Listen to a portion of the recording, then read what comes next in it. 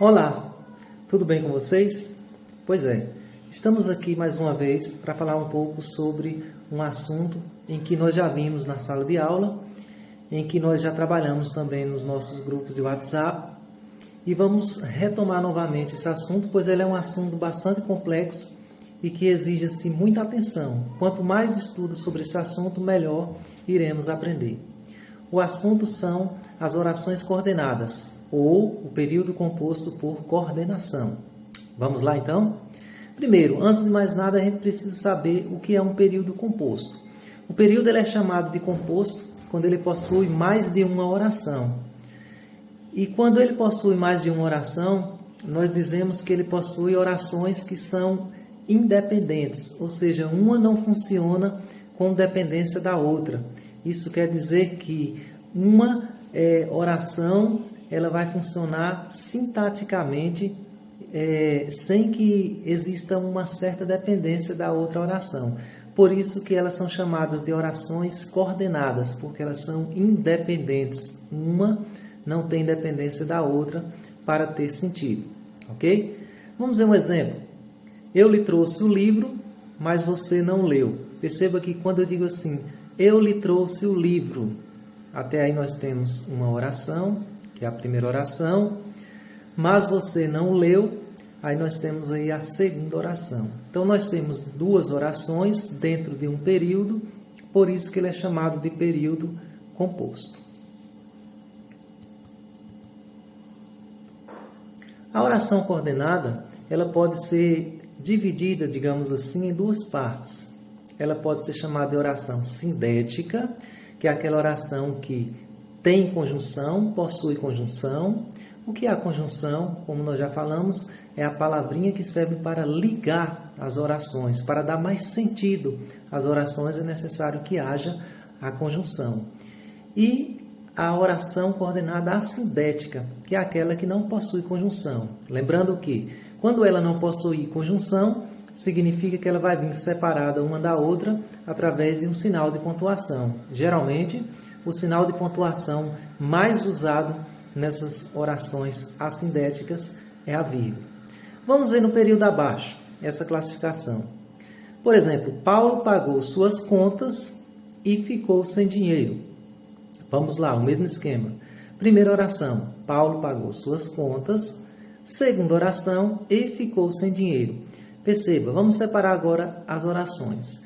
Quando eu digo assim, na primeira oração, Paulo pagou suas contas, nós temos aí uma oração coordenada assindética. Por quê, pessoal? Porque não possui nenhuma conjunção aí, ok? A segunda oração, e ficou sem dinheiro. Então, nós temos aí uma coordenada sindética. Por quê? Porque ela está ligada, através da primeira oração, por uma conjunção, a conjunção e, que é chamada de uma conjunção aditiva. Lembrando que a conjunção e, o ezinho aí que a gente pronuncia aqui, ela é uma das conjunções mais usadas nesse tipo de oração. Então, vamos lá estudar a classificação dessas orações? Primeiro, a classificação dessas orações elas acontecem da seguinte maneira. São 5 tipos de orações coordenadas sindéticas: aditivas, adversativas, alternativas, conclusivas e explicativas. Ok? Vamos ver a primeira delas. Aditiva. Quando que eu vou dizer que uma oração ela é aditiva? Ela é chamada de aditiva quando ela indica uma ideia de soma, de adição. Aí eu tenho as principais conjunções que são usadas nesse tipo de oração. E, nem, mas também, dentre outras, enfim. Mas aqui são apenas as principais, as que aparecem mais nesse tipo de oração. Por exemplo, nosso amigo não veio, nem mandou notícias. Então, nós temos aí a conjunção nem, que é aditiva, porque ela está adicionando, está ligando uma oração à outra. Por isso se chama aditiva. Ok? Próxima, adversativa. Adversativa é aquele tipo de oração que indica adversidade, um fato contrário, uma ideia oposta. As principais conjunções que aparecem nesse tipo de oração são mas, porém, todavia, contudo, no entanto, entretanto, etc. As que aparecem mais. Por exemplo, se eu digo, ele era muito rico, mas não era feliz. Perceba que nesse caso eu tenho lá a primeira oração, ele era muito rico. Segunda oração, mas não era feliz.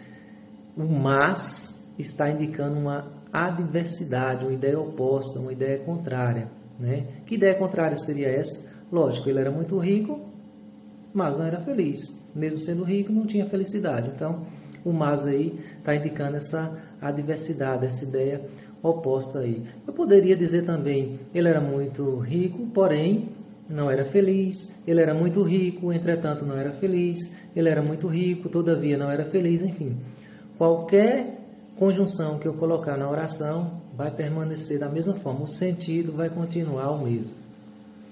Próxima, alternativa. Alternativa é aquele tipo de oração que indica uma alternância. O que significa isso?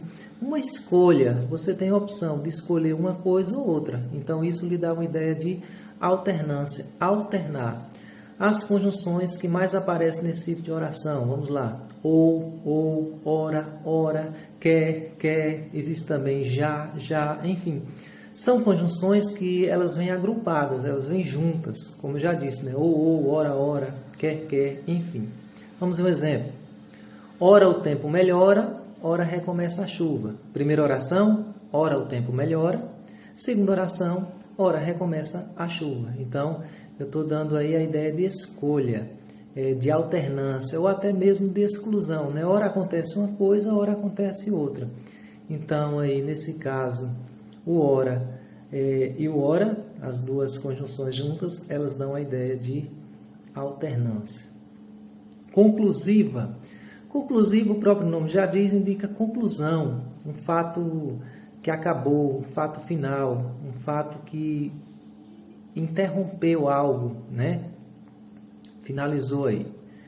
As principais conjunções, portanto, logo, por isso, e também aparece a conjunção pois, só que esse pois aí é anteposto ao verbo. Isso quer dizer antes do verbo. Vamos ver um exemplo.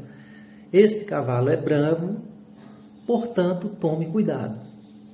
Perceba que o portanto aí está finalizando, né? Eu estou dizendo que o cavalo é bravo, então, portanto, aí dá a ideia de que está finalizando aí o período, está encerrando aí. Eu poderia dizer também, como já havia dito lá na aditiva, este cavalo é bravo,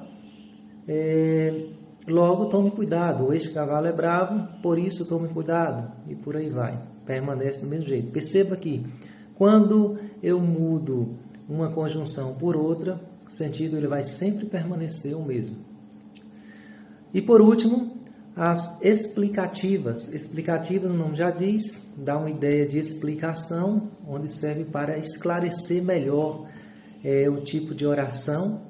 Então, nós temos aí as principais conjunções coordenadas explicativas. Porque, que e o pois posposto ao verbo. Isso quer dizer depois do verbo, após o verbo, enfim. Exemplo, volte logo porque amanhã será tarde. Mais uma vez, o mesmo exercício de raciocínio. Primeira oração, volte logo. Segunda oração, porque amanhã será tarde. Então, perceba que o porquê aí está dando a ideia de explicação. Está explicando o motivo da pessoa voltar logo, né? Porque, obviamente, amanhã será tarde. Ou poderia ser, volte logo, pois amanhã será tarde. Volte logo, que amanhã será tarde, enfim.